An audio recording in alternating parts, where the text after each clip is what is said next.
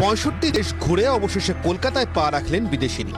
এ মেয়ের বয়স মাত্র 4, কিন্তু ভুলেও বয়স দিয়ে বিচার করবেন না। যেমন তেমন নয়, এই মেয়ে আসলে বিশ্বের প্রথম হিউম্যানয়েড রোবট। নাম Sophia. Hello everyone. My name is Sophia, and in case you couldn't tell, I am a robot. I am designed to bond and connect with humans. Off white ঢাকায় জামদানিতে কি সুন্দর দেখাচ্ছে বলুন তো। কে বলবে এ মেয়ে মানুষ নয়, যন্ত্র? নজরুল মঞ্চে টেকনো ইন্ডিয়ার একটি অনুষ্ঠানে হাজির ছিল সোফিয়া, আর প্রযুক্তির এই বিস্ময় কন্যাকে দেখতে ভিড় জমিয়েছিল কয়েক হাজার পড়ুয়া। চলল দেদার আলাপচারিতাও। শুধু চমক নয়, এই অনুষ্ঠানের উদ্দেশ্য আসলে ছাত্রছাত্রীদের আরও প্রযুক্তির গভীরতার পাঠ দেওয়া।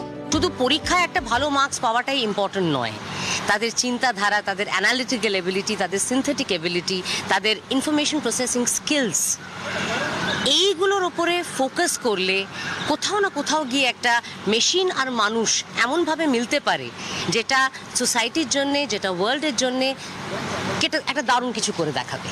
সোফিয়া ইজ এক্সাম্পল, যেখানটায় সোফিয়া এটা বোঝাচ্ছে যে ইমোশনসটাকে ইন্ট্যাক্ট রাখতে হবে, আর সেই ইমোশনসও কোত্থেকে পাচ্ছে, মানুষকে দেখে শিখছে। আমরা যেমন ভাবি, আমরা যেমন চিন্তাধারা করি, সেই জিনিসটাকে আমরা একটা মেশিনের মধ্যে দেওয়ার চেষ্টা করছি।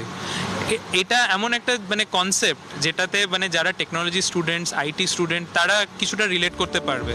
যন্ত্রমানবের কৃত্রিম মেধার ভেলকি তাড়িয়ে তাড়িয়ে উপভোগ করলো কলকাতা। ঘণ্টাখানেকের অনুষ্ঠানে ফটাফট সব প্রশ্নের সাবলীল উত্তর দিল রোবট কন্যা। উৎসাহ উচ্ছ্বাসে ভাসল পড়ুয়ারা। প্রযুক্তির সন্তান, কিন্তু হাবে ভাবে একেবারে মানুষের মতোই।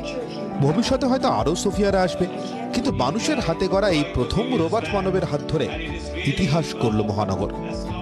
ক্যামেরায় তুষার ঘটকের সঙ্গে শ্রাবন্তী সাহার রিপোর্ট, জি 24 ঘন্টা।